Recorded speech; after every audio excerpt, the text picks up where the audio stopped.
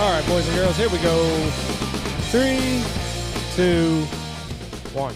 Boom, and welcome to the Big Honker podcast, brought to you by Lucky Duck. I am well known at the Allsops in Knox City. I'm just old Jeff Stanfield with the world famous Andy Shaver. You don't go to Allsops. You are correct. I don't. I'm not a shopper anyways. So yes, I do not go to Allsops, but I am known at Allsops. I'm sure.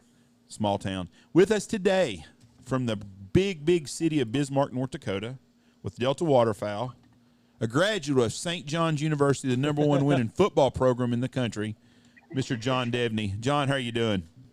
I'm doing good, guys. How are you? I bet that's the only plug St. John's University football program is going to get today on any podcast in the world. I doubt that. Uh-oh.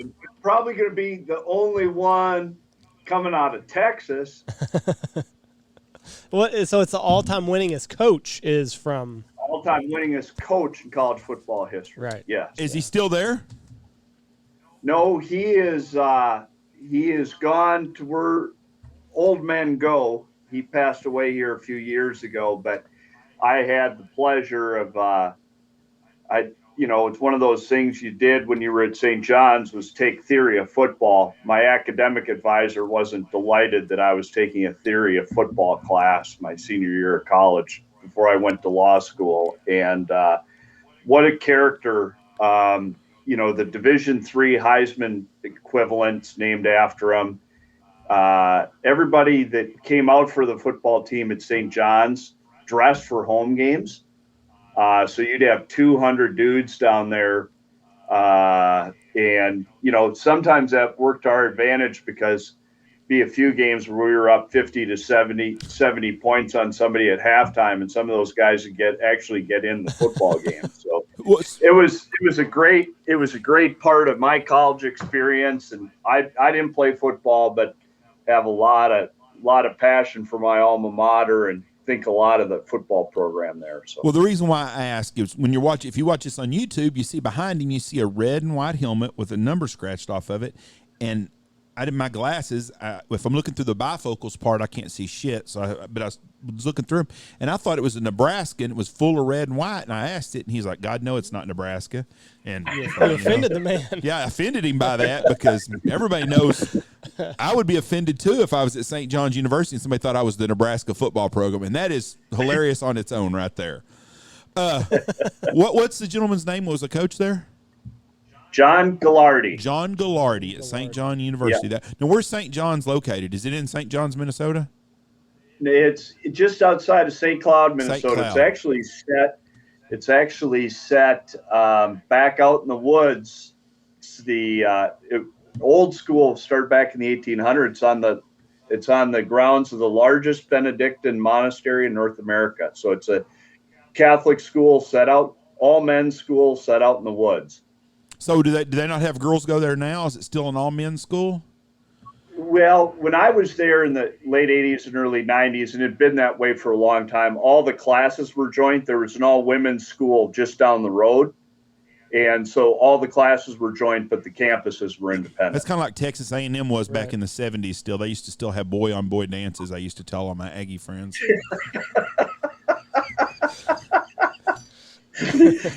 But it seems like any of these schools that are like all boy, there's an all girl school that's just like 2 miles down the road. So it's right. That's kind right. of defeats the purpose. And the all fun, all party zone was halfway in between. Right. So you're an attorney also. No, I was going to go to law school and decided to the better of that. As I got accepted to law schools, I decided not to end up going to law school. Well, that's a good thing. That means they didn't suck half your brain out with all the common sense. So you're the second in charge at Delta Waterfowl. Is that correct? No, I don't know where I am anymore. But I've been here. I'm senior vice president of U.S. policy. I've been here. Be 23 years in November, so I've been around a long time. That is a long time. Now, hold on. Before we get into this, what is theory of football? What does that class entail? Oh, it didn't really we looked at some old game films from the old national championship teams, but we spent a lot of time doing things like how to do an appropriate handshake. Really? Yeah. We spent 2 classes learning how to do an appropriate handshake. I'm curious about this. What is an appropriate, like the Shriners have their old thumb over their secret handshake. What's ours? So what's the proper way? You know, this was, it couldn't be too soft and it couldn't be too hard. Oh, okay. Oh, okay. So you couldn't give the guy sort of this weak ass handshake, but you couldn't also, you didn't want to roll his knuckles together either, right? So you kind of had to find that nice mix. See, but we have a hunting lodge out here, and there's some burly individuals that come out here, and like if you don't like really grab a hold, you're gonna get your knuckles. Your knuckles are gonna get rolled over. You'll get rolled up. No, this wasn't taking into consideration grizzly bears at duck camps. This was more about what you're going to do in your next job interview, right? Out in a professional setting. There is nothing worse than a grown man with a limp wash rag handshake. I mean, and I'll catch sometimes, like, I grew up in Wichita Falls, and we played softball, and we used to play against a team called the Utter Guys, and it was all dairy guys from this little town called Windthorst, Texas. Them some bitches like Hoss Cartwright, they would break your hands almost, but you expected it from them. You knew it. But when I go shake hands with a guy and he's got some little old limp, liberal, Democratic handshake, it just wears me out. I mean, just does. Ugh. And you can tell a lot about a guy by the handshake that they give you. Of course. That was the theory. That was an important outcome of the theory of football. Is you got to make a good impression with that first handshake. I mean, it really is. And but I've talked about it a lot. And kids today, I don't know. I think there needs to be more handshaking classes going on in high school. That way that they're ready for whenever they get out there. They're not, got the palm down. I think it's a good idea. When Trump was running for office the first time, like 2016, and he would like do that, and he'd pull their hand in. What a power move! He was letting those guys know who the boss was. I think that they should teach hands. You know what's crazy is we hunt more and more women all the time. Women are getting more involved in the outdoors and hunting, especially. The women shake hands firm. Every woman I shake hands with, when they shake, if a lady sticks her hand out, shake your hands. By God, she's going to grab the hell out of it. Yeah. Bottom line to it, she's going to shake your hand like you're supposed, like they teach at St. John University, right there. An important part of my degree. Yeah, that's right. Yeah. My academic advisor would be mortified. This is what we're talking about in my academic experience at St. John. It is what it is. I'll bet you, of all the people that he had at St. John University, I'll bet you're happier and enjoy what you do more than 99% of them other people do. I bet you're pretty damn close. And that right there is winning at life. If you can find a way to make a living doing something that you enjoy doing, you don't take very many vacations because it's just a couple of days away from work is what it is. It's not a vacation because you love what you do. Yep. Absolutely. And there's 3 of us on this deal right now, and all 3 of us are in that 99% group when it comes to that. Tell us about how Delta Waterfowl started. Yeah, I mean, it goes way, way back. The organization sort of founded out of this sort of general conservation movement around the turn of the century back in 1911. But when we really think about Delta in its true formation, it started with James Ford Bell. And I don't know if you guys, being in a different part of the world, I grew up in the upper Middle West, and so we knew who James Ford Bell was. He's a gentleman that started General Mills, which was, of course, a big concern in that part of in that time in our history. And he loved shooting canvasbacks. That was his deal. And he hunted at a place in southwestern Minnesota called Heron Lake, which was a famous old shallow lake in southwestern Minnesota that was a great staging area for canvasbacks. And actually, before we sort of got all civilized, that was a place that shot canvasbacks for the market in Chicago. They're, running birds back and forth from Chicago. Now, what James Ford Bell saw happen is, for a lot of reasons, Heron Lake degraded and the canvasbacks didn't come. And so what he did was he moved to another place called North 10 Mile Lake, which is in sort of west central Minnesota, which was, again, and continues to be sort of a storied old diving duck place. But he saw much the same thing happen there, and he thought, the heck with it. I started General Mills. I'm a guy with some resources. And he said, I'm going to go to the source. And he went up and bought property on the Delta Marsh, which is, just to give your listeners some orientation, west of Winnipeg, Manitoba, on the south side of Lake Manitoba, and west of Winnipeg on the south side of Lake Manitoba. And he went up there and bought a bunch of land and started shooting ducks up there. What he recognized is that the locals weren't delighted to have a rich American come up and shoot their ducks, right? And so, he was a really intellectual, really thoughtful guy. And he said, okay, I gotta be a good neighbor here. So what we're going to do is we're going to put 2 ducks back for every duck we shot. And that'll be our promise that we make to the locals. And so he started a hatchery, and he figured out pretty quickly that he could not raise canvasbacks in captivity, which was his favorite duck. And he went to Aldo Leopold, who you guys will know, who's sort of the father of North American game management, and said, I need you to come up to this place and look what I'm doing and help me figure out how to raise canvasbacks in captivity. And Leopold went up there, had no interest in hatcheries at all. But what he convinced James Ford Bell to do was start a research station at Delta in the late 1930s. And that next year, 1938, Leopold's one of his most prized graduate students, Hans Albert Hochbaum, went to Delta and started a research program at the Delta Waterfowl Research Station. So that's the old origin story of how Delta came to be. Now, at this research station, were they just looking at canvasbacks at that time, or were they have they evolved to kind of looking at all ducks? When they got there, Leopold convinced Bell that here's this great prairie marsh, and you can learn about something we don't know much about, which is wild ducks. So the early researchers were doing work on all duck species, bunch of duck habitat work, trying to understand how the system worked. So the seminal papers, the first big paper that Hochbaum wrote was Canvasbacks on a Prairie Marsh. But if you read Canvasbacks on a Prairie Marsh, there's all sorts of breeding duck behavior of all the dabbling ducks too, and the research he did. And then shortly after Canvasbacks on a Prairie Marsh came out, Lyle Soules published Prairie Ducks, which of course had an expansive look at breeding duck ecology in southern Manitoba. And this was in the mid-20s?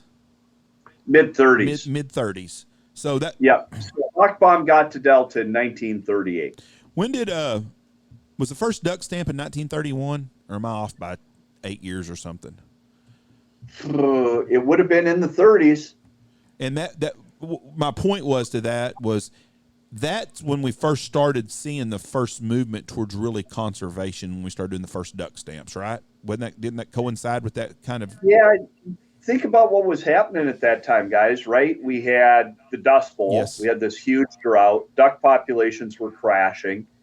The world was crashing, but duck populations were crashing right alongside of them. Depression. So the depression, the Dust Bowl, the drought, all that stuff came together at sort of one moment. And so, DU got founded in 1937.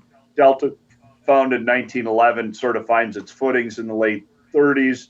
The federal duck stamp passing, we banned market hunting. All the rest of those things start happening in the late 30s as a result of that terrible drought. How close? The first duck stamp was 1934, by the way. How close were the numbers to almost getting to the point of where ducks, like we know them today, wouldn't have been had we kept going on the trajectory that we were going on in the 30s? Was there going to be a tipping point where the duck numbers were just too far gone to save? Well, we can talk about that. I know we're going to talk about a bunch about the prairies and the current state. When you think about in that context, you're in this terrible drought. That means you're not getting many baby ducks. Your ducks are dying, and they were dying at rates that, frankly, they don't die anymore because we had market hunting and all the rest of that stuff. So harvest was certainly more of a factor. but I think it was really the drought breaking, probably the 1-2 big deal that sort of turned ducks around pretty quickly was finally the drought broke and we got rid of that sort of unregulated market hunting. Right. Now, North Dakota is in a terrible drought right now. Is it now? It's not down into Texas and Oklahoma like it was during the Dust Bowl days, but are things comparable to North Dakota then and now? The droughts are a funny thing, and the really interesting thing about this drought, guys, is we were in a drought last year, but none of us knew we were in a drought. Mm-hmm. Now that sounds a little silly, but we were so wet in the fall of 2019 and coming through the winter of 2019 into 2020 that we had water on the landscape in 2020 that, I mean, it was incredible the amount of water we had out here. Now, but we got dry quickly. Once we got into summertime, it got pretty bloody dry. And so we were in a drought. It just, from a duck guy's perspective, it didn't look like a drought. If you were a guy that was, worried about crop, and even the crop guys, I don't think got beat up too bad, but some of the pastures started feeling it last year. But so I guess where we sit right now is we're in year 2 of a drought. But I would say we're really in year 1 of a drought if you're talking about it from a duck perspective. So when you think about the last bad droughts that had big consequences on duck populations, you look at the 30s, you look at some times in the late 50s, 60s, you look at what is the most contemporary one that I lived through was sort of the late 80s, early 90s. We've got generations of duck hunters that didn't even know that happened, right? Those were prolonged droughts. So drought happens. It's always happened in this part of the world. And the question is, how long is it going to last? We know it's not going to be great in the short term, but we can sort of battle back from it if we get water again. Are we going to be in what we were in the late 80s and early 90s where we're in this situation for 5 or 6 years? And that's where things really start to get tough. So in the short term, there will be consequences. But if it doesn't, if it breaks this year, long term, it's not a big deal. We had a biologist on last week, I guess, and he was talking. One good thing about a drought is a lot of that natural vegetation kind of grows back, and if you break the drought and those ponds fill back up, there's great vegetation for duck habitat. Yep. Just goes through the roof. So you need this is a natural cycle that you need. Right, and I think for folks in your part of the world and further south, where most everybody's hunting under managed habitat. Mm-hmm. I think it's hard to imagine what we're talking about up here. And the engine that drives duck production on the prairies are these little itty bitty, teeny tiny temporary and seasonal wetlands, right? And some of those are 0.1 acres in size. Right. And in those wetlands, in all but the wettest years go through, even in the same year, go through this wet cycle. This one, we're in a situation now where a lot of stuff is dry. I mean, there were virtually no temporaries or seasonals in North Dakota this year. We started to see our big, even our smaller semi-permanents start to dry up. Now, the other thing to remember is while we were damn wet in 2020, so was South Dakota. Prairie Canada was pretty bloody dry. Mm-hmm. So we're in about the 3rd year of drought in places like Manitoba and Saskatchewan, especially Saskatchewan. Right. And now, are more ducks? Are they bred more in North Dakota or in the prairie potholes of Canada? Well, there's way more real estate north of the 49th parallel. Right. So you start looking at Alberta, Saskatchewan, and Manitoba. There are more raw ponds up there. Now, what we've seen happen in the last sort of 2 decades, really, as a result of good farm policy in the U.S., things like the Conservation Reserve Program, things like the Fish and Wildlife Service Easement Program, is we've had more net recruits modeled to come out of the U.S. prairies. And we even had, in some years, a species like pintail where a higher percentage of the breeding population was in the U.S. prairies than the Canadian prairies. That would have been completely unheard of in the 50s, 60s, and 70s. So it's that contrast between some really good things happening in the U.S. has made it pretty attractive for breeding ducks. And so, but the lion's share of the real estate is still north of the 49th parallel. Right. You mentioned the CRP program. And I guess under the Biden administration, they're wanting more acres in CRP. What does that do to the duck population? Because, you know, automatically pops into my mind is that's less food because, you know, it's just natural vegetation. So it's less food for a duck to eat potentially. So how does the CRP program, how's that help duck hunters? So in our part of the world, you know, up here in the prairies, North Dakota, South Dakota, Minnesota, Iowa, Montana, because CRP cuts off at the U.S. border, right? That's a U.S. program, not a Canadian program. Basically, what it does is pays farmers to take marginal cropland, plant it back to grass. So that's putting nesting cover on the landscape for ducks. And the Fish and Wildlife Service estimated that at the peak of CRP in the U.S. prairies, it was producing about 2.2 million extra ducks each year than would have been produced. Wow. And when you think about that, that's a hell of a lot of ducks, right? And so what I would tell you is that food resources in our part of the world are not limited. Yeah. You know, in North Dakota, at the peak, 2007, we had 3.5 million acres of CRP. I mean, believe me, there weren't any mallards or pintails starving. There were plenty of barley and wheat and bean and corn, you know, harvested fields to forage in.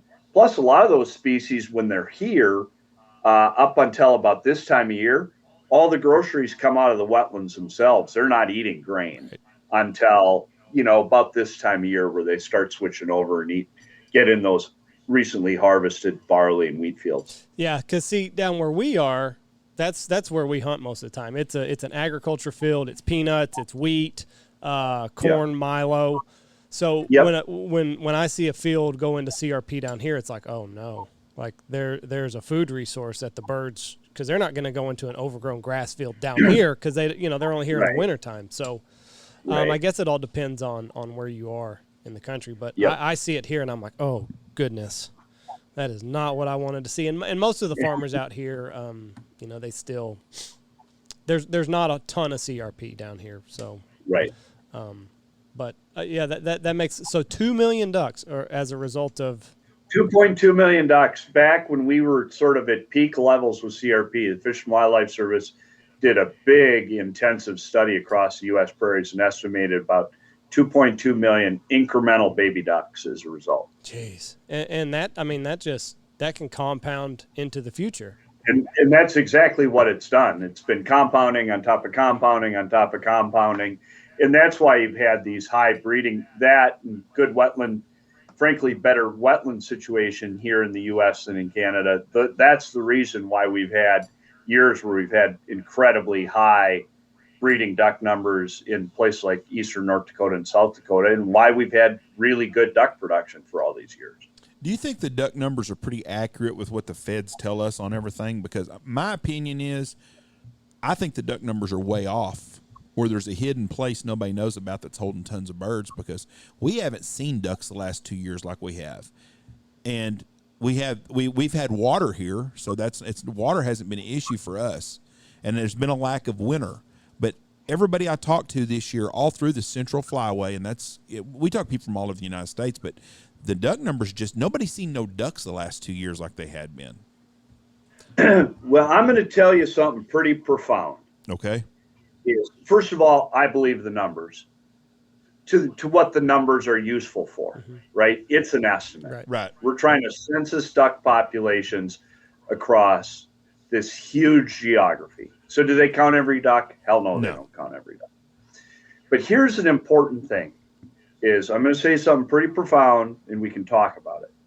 Duck hunters don't hunt the breeding population. They hunt the fall flight. And what I mean by that is what really drives hunting success is the number of baby ducks we make in the spring. In the last couple of years, what did we just talk about? Prairie Canada's been pretty bloody dry. Right. And so, and we've offset that. I think, I haven't spent a lot of time looking at it. I got the harvest estimates from the Fish and Wildlife Service here late last week and started looking at the age ratios to tell us how many baby ducks we actually killed last year versus adults. But it's nowhere near what it was 3, 4, 5, 6 years ago. And that's just a function of we haven't been crazy wet like we were 3, 4, 5, 6 years ago. And we haven't been wall to wall wet. So when hunters say they're having tough seasons and don't believe the surveys, the challenge is, I think we as a waterfowl management community haven't told that story well enough, is that we don't hunt the breeding population. We hunt what the breeding population makes. Right. And you guys are goose hunters. You know how this works, right? You talk to really hardcore snow goose hunters, and they drive around and say, well, I'm out scouting today, and I found this field, and man, there's a lot of geese in it, but they're all adults. And I found this field, there are a bunch of juveniles, and so that's the one we're going to hunt, right? Because juveniles are easier to kill. Well, I got news for you. Juvenile ducks are easier to kill, too. Sure. The difference is we can't, when we're scouting ducks, it's not clear what a juvenile mallard is versus an adult mallard when we see them on the pond. Mm-hmm. And so what's happened is the last few years, we've had less young ducks. As a consequence, we've had more difficult duck hunting. Right. And one thing that we ran into, I guess it was 2 years ago, Texas, where we are, got extremely wet. And what that did in turn, everybody thought it was just going to be this magical duck season. The ducks spread out more. So they weren't concentrated to where people were seeing just a ton of ducks. Instead, they would see 2 dozen here, 3 dozen there, 6 over here, instead of, how we normally are on a normal winter is there's a few big bodies of water, and that's where your ducks are. But instead, they just spread out over the whole state, and everybody's like, well, there's no ducks here. It's like, well, there are. They're so spread out that it looks like they're mile wide and an inch deep. Right, exactly. That's exactly right. So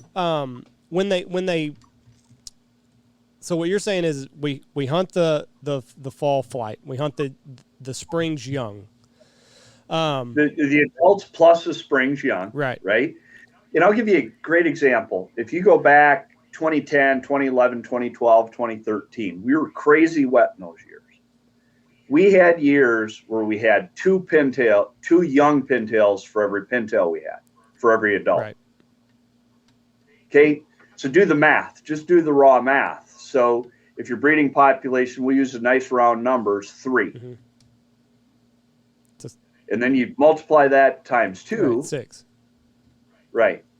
If you're at 3 and your age ratio is 1-to-1, it's a lot less ducks in total. And you could do that same. We did it in our magazine a couple years ago, and we looked at, mallards, gadwall, pintail, blue-winged teal. And it'll show you the peaks and valleys of the harvest, all related to that proportion of young in the fall flight. So what is your prediction for this year? Another tough one as far as duck numbers go? Tougher than we've seen. Yeah. And the reason for that is last couple of years we've suffered with Canada being pretty dry, probably having pretty mediocre production. Last year we had the benefit of the eastern Dakotas being pretty darn wet. Just before we got on here, guys, I went and looked at the brood count for the North Dakota Game and Fish. Has done a survey for a long time. Their brood estimate this year was half of what it was last year. Ooh. Those are baby ducks that aren't here, that aren't going to be in the fall flight. What are those? Mostly mallards? That's going to be mallards, blue wings, gadwall, shovelers, pintails. The 5 primary nesting species here in North Dakota. And that's going to affect the Mississippi flyway, because a lot of the mallards come out of eastern North Dakota, don't they? Yeah. Eastern North Dakota is a pretty darn important place for lots of folks, but certainly the Mississippi and Central Flyway for sure. Because I don't think we've ever killed a banded bird from North Dakota here. I think most of our birds are going to come from western North Dakota to Alaska. Well, we have a lot of specks here, so we see a lot of birds come out of Alaska for us. Yeah, and you guys are a little further west, right? So Yes. you may be more Alberta Right. than Eastern Dakotas, right? Yeah, we don't get a lot of bird.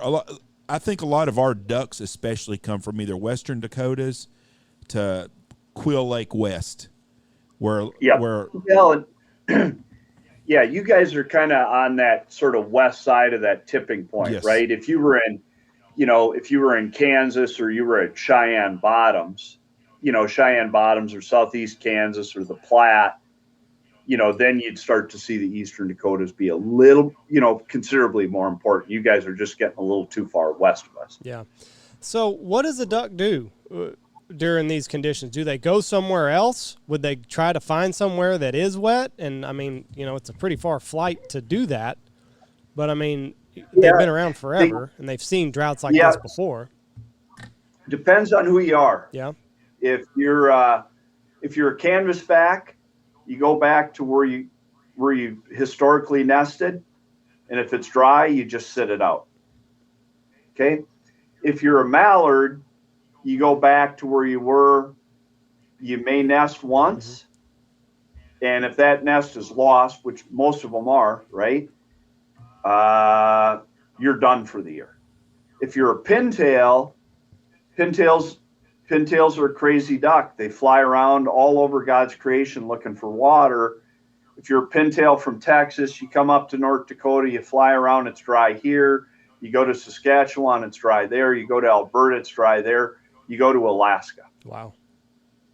But here's what we know about pintails is the further north that population settles, the lower reproductive success that they're going to have. I'll be damned. Right?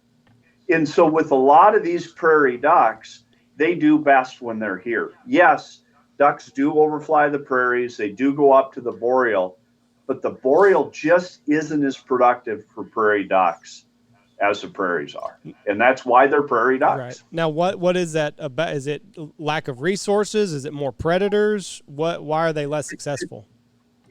It's probably that's a great question. I don't know if I could definitively answer that for you, but the wetland resources in the prairies are pretty rich, full of invertebrates, lots of groceries, lots of things to sort of drive the breeding effort.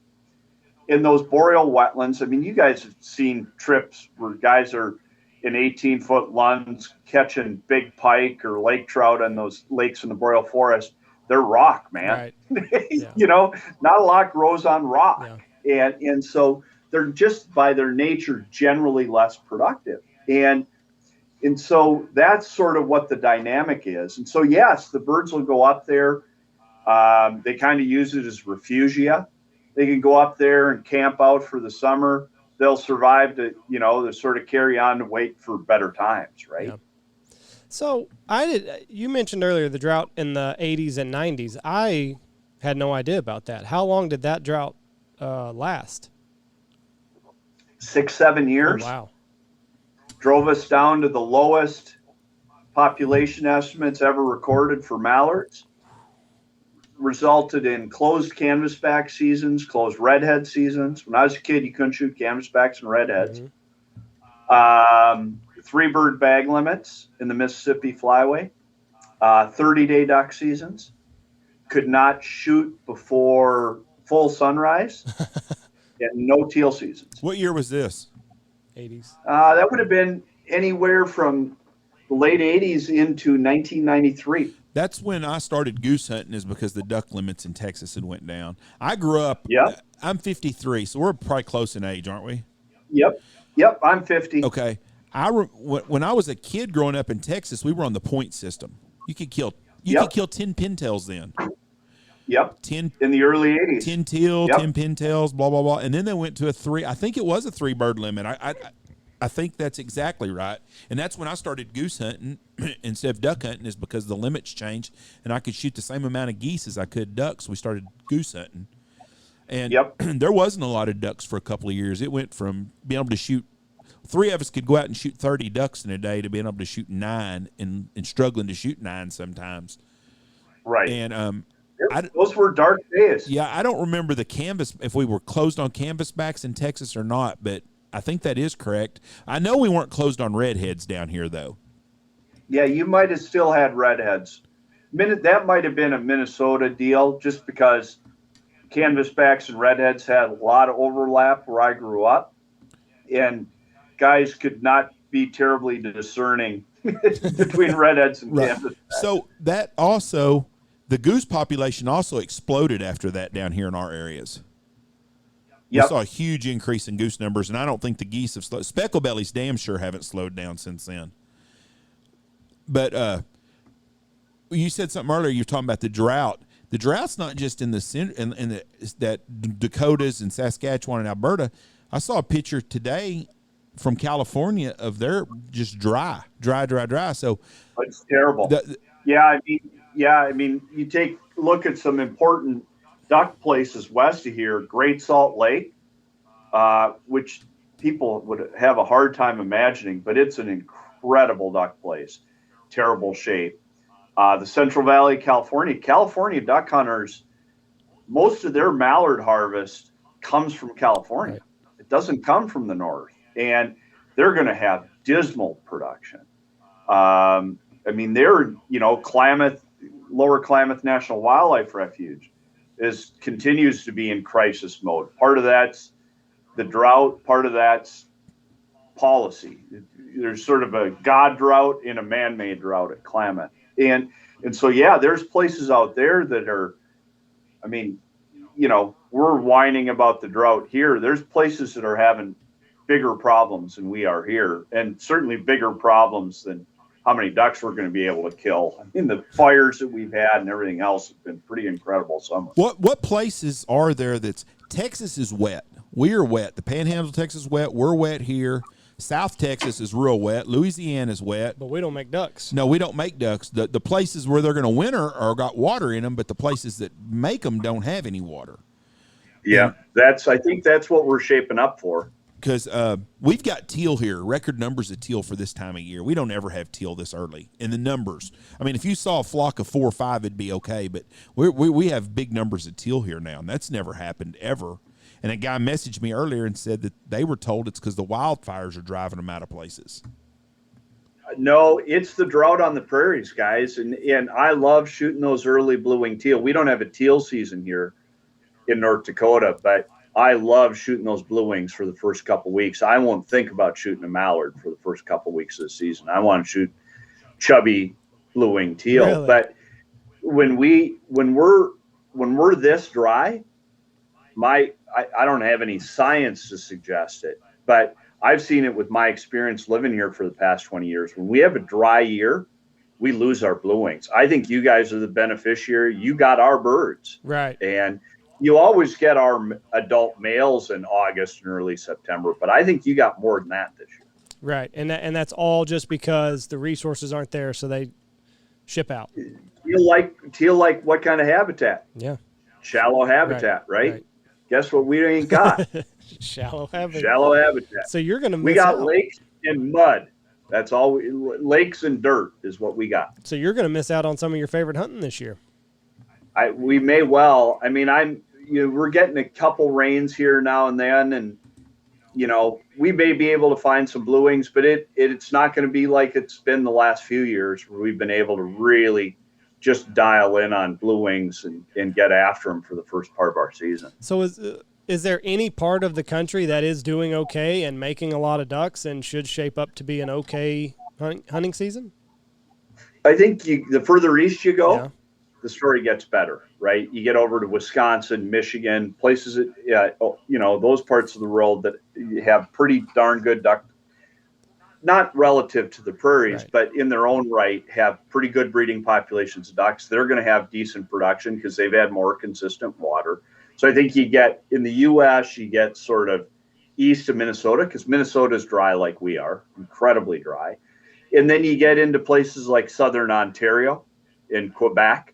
Those places have fared better. So I think the further east you go, the better off you're going to be from a duck production perspective this year. So, in your opinion, when the fall flight starts to happen, are they just going to overshoot the Dakotas and go to a place like where does the drought kind of end? I know Nebraska's also dry. Western Nebraska is. So, will they go to a place like Kansas or Oklahoma? It depends on, again, it kind of depends on the critter you are, right? So if you're a blue wing, you might look around and say, well, there ain't much here for me. And maybe that's what you guys are seeing right now is maybe blue wings that would stop here in August from Saskatchewan or Manitoba are just blowing right on through. Now, when you're talking about a mallard, you're talking about a duck that's got a great strategy. He can make a living a lot of different ways, right? And so they can get on big water and grain feed and all the rest of that stuff. I don't know if it'll have a material impact on, our late mallard hunting. That remains to be seen. But, I'm a little worried. We talked about blue wings. My favorite duck to shoot is those late season green wings. And I don't know if we're going to have the places for them. Maybe they just bugger off and go all the way to Cheyenne Bottoms or someplace in Missouri and blow right through this country. We're just going to have to wait and see. There's so much going on in this world today. It feels like there is a fire and a catastrophe around every corner on what we love. It's sitting in a house in Washington, D.C. right now. No, but it's just, it's absolutely everything is just the end of the world. The whole world is crumbling around us, it seems like, and it starts with duck hunting. It's amazing. Like there's not one part of my life that I can be like, we're good here. There's not a stable thing going. Everything is just so fluid, but I guess it's always been that way with duck numbers. This has always happened. Our business is ducks and waterfowl, so it's that way for us. But I'm telling you right now, you go talk to people in the oil business or the plastic business or any other business, everybody's that way. You can't even get a freaking styrofoam bowl right now. I'm ordering stuff for Cisco for the lodge. They're out of styrofoam. I tell you another thing they're out of. So there's a paint shortage. If you're going to paint your house, get your paint now because there's a paint shortage in Texas at least because we had a freeze in February, knocked out all the paint. I remember that. Knocked out all the paint.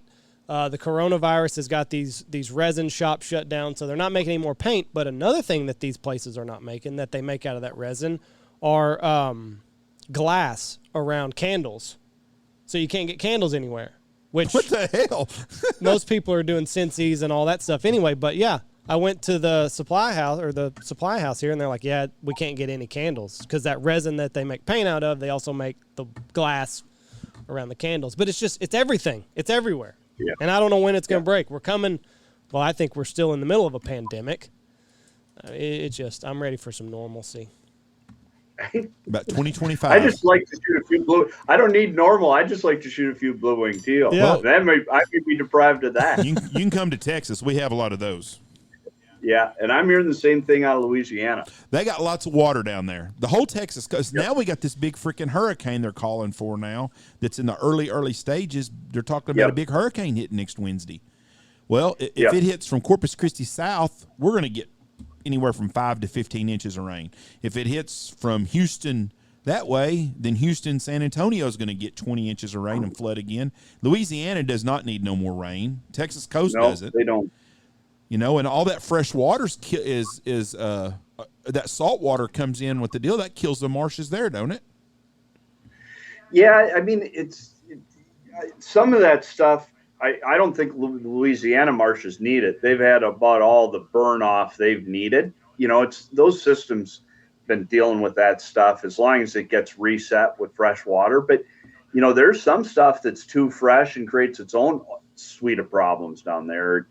But we can all rest assured nobody needs another hurricane in Southwest Louisiana. No, for about 8 trillion reasons. Yeah. No, we had he rebuilt his house 3 times. Yeah, we've got a guy that's going to be here again in 3 weeks, and he's built his house every year for the last 3 years completely.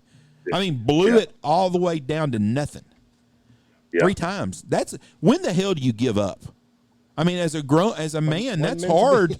That's hard. Like, maybe I shouldn't live here. That's a tough deal. And I tell you what, they stay because of the etouffee. That's right. That's my excuse. Oh, the greatest food in the world's in southern Louisiana. There is no doubt in the world. Oh.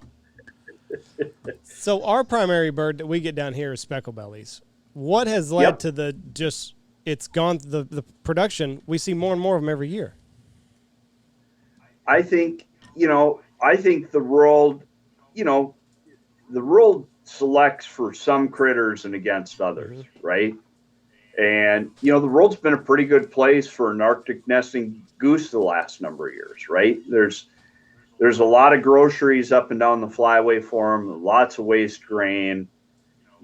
Our part of the world, it wasn't that long ago where specklebelly was a pretty rare occurrence here. I remember the first one I killed very vividly, and I've gotten to the point now, one of my favorite places to hunt, I actually went out and bought 6 floaters because, there's a pretty darn good chance I could call in a specklebelly over my duck spread in the morning.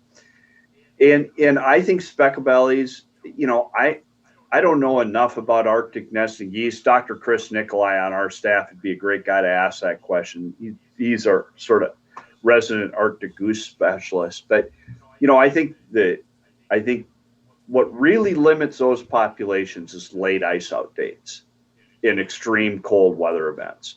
And maybe with climate change that it's just a little bit warmer, on the margins, and maybe that releases just enough pressure. That and the fact that they got lots of places to go up and down the flyways and find groceries, that's a pretty good, what used to limit the snow goose population is, the damn things had starved to death before they got anywhere because there wasn't much food for them.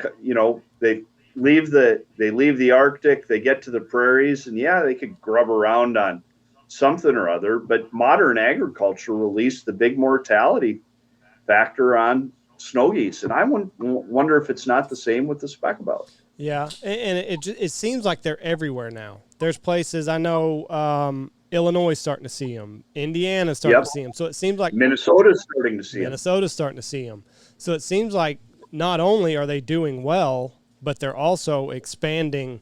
And I tell you what, those things seem like feral pigs. We got feral pigs down here in Texas, and when they establish a home, they overrun it. That's what it seems like a specklebelly is to me. Well, but remember, if you talk to the guys down on the rice prairie, that used to make a living off of specklebellies and snow geese, they don't have them. Right. The Louisiana coast doesn't have them like they used to, right? Because their agriculture has changed, because the land use has changed. And I think you guys are probably benefiting from some of those sort of core historic specklebelly areas just not being good specklebelly habitat. Right. And I've wondered too. Go ahead, finish your thought. I'm sorry. But you start looking at what's happened in Louisiana. We've been part of a big study that Link is doing with Louisiana Department of Wildlife and Fisheries.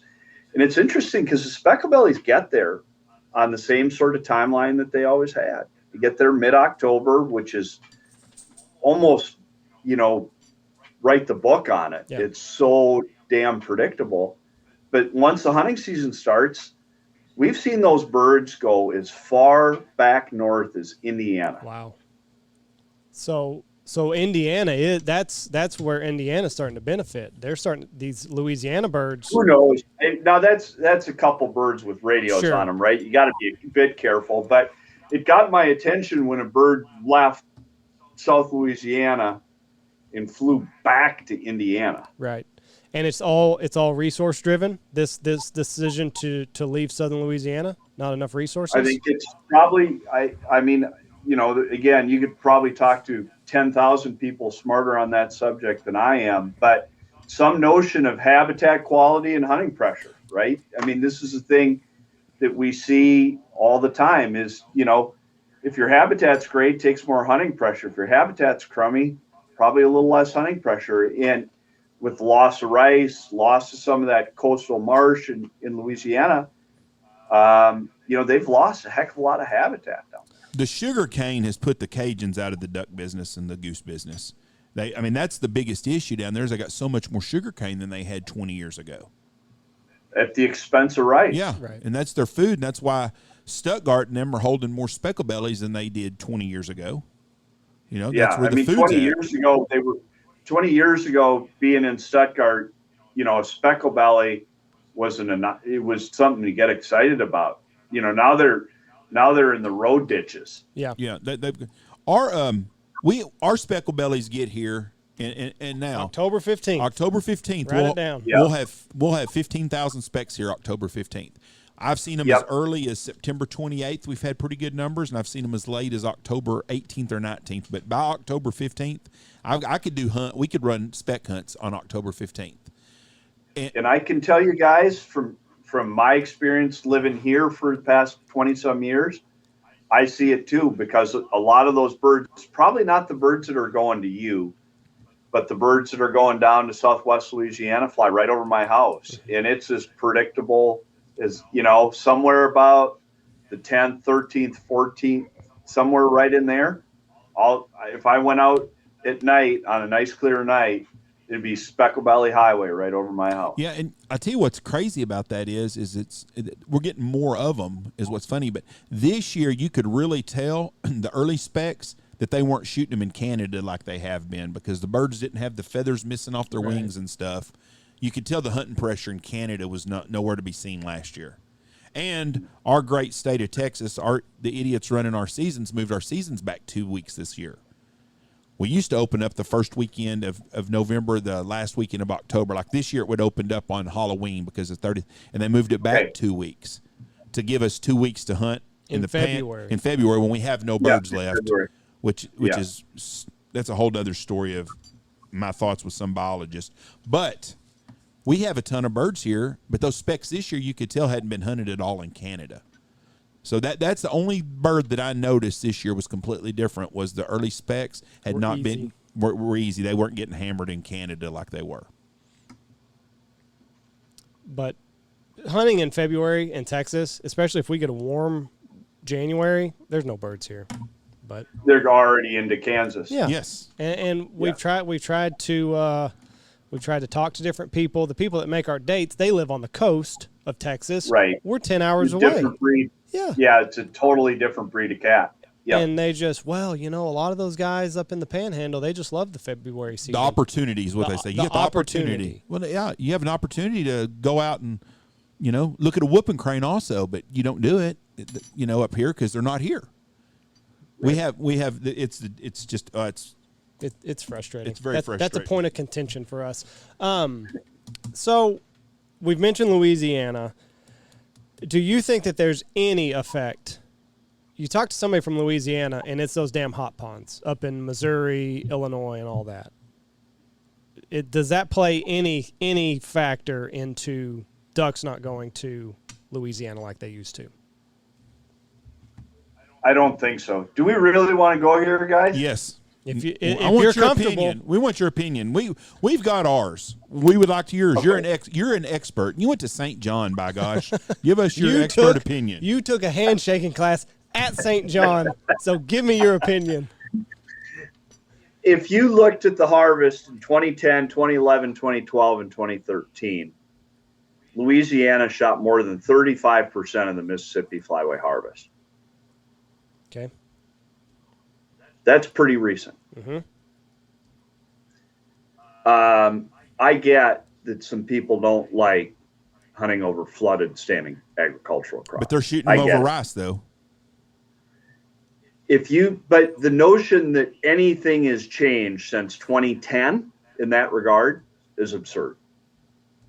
And the notion that anything changed in 1998, they've been flooding standing agricultural crops in Illinois and in Missouri, north of St. Louis for 100 years. Really? Yeah.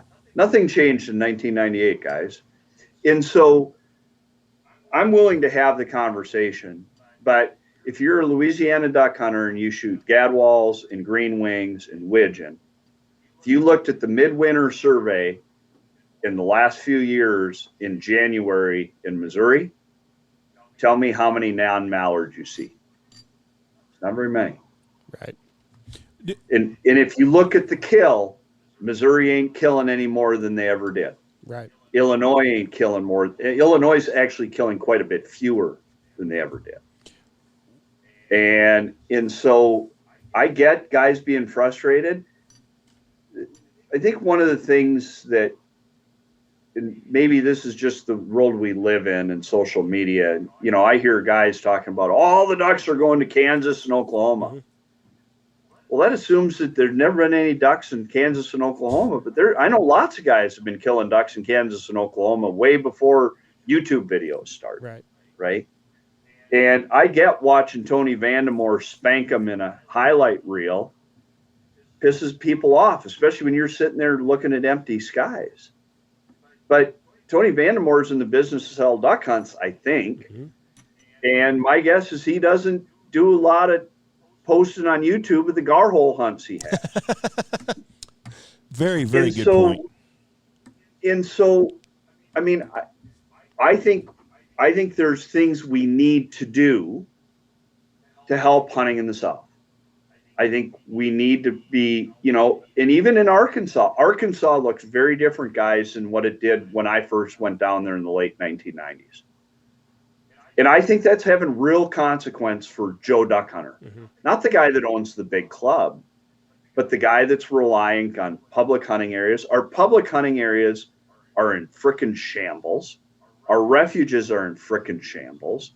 We did some work with DU last year thinking, you know, we heard this infrastructure push in 2020. So we went and did a deep data call. DU did it, we did it, and then we merged our reports. There's $250 million worth of maintenance and infrastructure needs on national wildlife refuges, just priority waterfowl refuges. Mm-hmm. When you start looking at state WMAs, it was over $600 million. Goodness. Arkansas alone has a $60 million tab that they need to do just on their green tree reservoirs. Mm. And so you go to a place like Louisiana, there's a great place in Louisiana called White Lake. White Lake's had all sorts of problems with breached levees, failed water control structures, because that stuff wears out, right? White Lake is the hub of the wheel in southwestern Louisiana. White Lake ain't holding the ducks that it used to. Is that because of Missouri? Right. No, it's because of failing infrastructure at White Lake. It's because the comment that was made earlier that sugarcane has overtaken rice. That's a real deal. And so we got to find ways to improve habitat in the South. And that's not to do anything for ducks, guys. The ducks are going to be just fine, just like the specklebellies have done just fine. But it's about hunting opportunity. And when our refuges are in bad shape and our WMAs are in bad shape and our agricultural landscape is in bad shape, that starts to have real felt consequences to duck hunters, just like a drought does for John Devney's duck season this year. Right. So what has led to this failing infrastructure? Was it mismanagement at the local level, or was the funds not there? No, it's I mean, why do we have crappy highways and, you know, all the rest of that stuff? Is the stuff's expensive. Mm-hmm. And when you start looking at things like the Fish and Wildlife Service, I mean, they've got a third of the less refuge staff is what they had in 2010. That's less people to put boards in water control structures and to run pumps to, you know, fill up this and fill up that. And infrastructure just wears out. That's why Republicans and Democrats got their heads together and passed this big infrastructure bill, because everybody knows we've been punting that expense to the curb for a long time. So no, it's declining. If you're a state agency, it's declining revenues. If you're the feds, if you're the Fish and Wildlife Service, you're serving too many masters. It's those sorts of things. It's not negligence. It's not people being, you know, mismanagement. It's just a consequence of it is what it is. Use and abuse. Just getting old. Things need to be fixed. Yeah, that's right.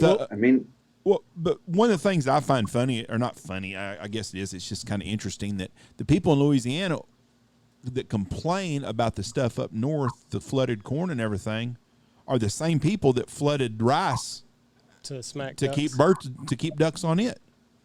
So they're doing the same thing in Louisiana that they did in Missouri and Oklahoma, everywhere. That's flooding corn is the same thing. What we need is old man winter. If we would have had that front that we had in February would have hit November, southern Louisiana would have been covered up in ducks. And we need to make some baby ducks. Right. Yep. Like we did in 2010, 2011, 2012, and 13. I mean, one state in the Mississippi flyway killed 35% of the ducks.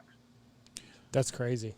Well, They weren't complaining then. if we want them to start breeding, we need to start giving them government checks and tell them to stay home all the time, and them damn ducks will get after it. So real quick before we get off of Louisiana, will this infrastructure bill that just got passed, will that help alleviate some of these issues at these WMAs and the like? So we're still trying to find a way to fix the WMAs. We worked to get, you guys might have heard, but it was about a year ago when the president signed the Great American Outdoors Act. Yes. Okay, so that was a big deal, and it did lots of things. It did great stuff for the Land and Water Conservation Fund, which we can talk about sometime in the future. That has some potential big implications for making baby ducks. But one of the things that we worked pretty hard to get into that final package was there was a legislation called the Restore Our Parks Act. And the Restore Our Parks Act was going to deal with this deferred maintenance and infrastructure in the Park Service, which, is one of the great American treasures, right? But the bathrooms don't work at Yellowstone and the roads are crappy at Yosemite, right? So we've got that problem there too, right? Well, we worked hard to get the Fish and Wildlife Service into that Restore Our Parks Act, which is part of the Great American Outdoors Act. So that will provide $100 million a year for 5 years to give the Fish and Wildlife Service money to invest in that deferred maintenance and infrastructure. Right. So that's been taken care of. And we're hoping to make that permanent, not just 5-year authorities. We're still working on the mechanism for the state WMAs. We don't have the legislation to move money from the feds to the states to do that. Right.